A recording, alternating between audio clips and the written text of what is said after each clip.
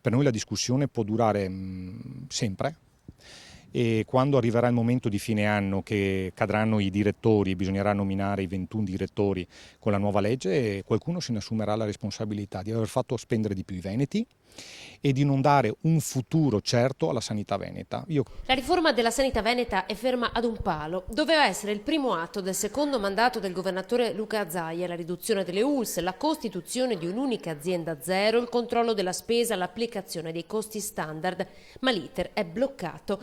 Il presidente della quinta commissione in consiglio, l'ex assessore padovano Fabrizio Boron, accusa l'opposizione di remare contro. Quando si presentano 650 emendamenti a scalare, un comune dentro, un comune fuori, una data di inizio di un mese prima, un mese dopo, è chiaramente un messaggio ostruzionistico e non di discussione. Nella nuova mappa della sanità, 7 sono le ULSS provinciali più 2, quella pedemontana nel rispetto della specificità del territorio e quella del Veneto orientale, entrambe in discussione per l'opposizione. Circa 50 milioni di euro che noi paghiamo come Regione Veneto alle prestazioni in Friuli.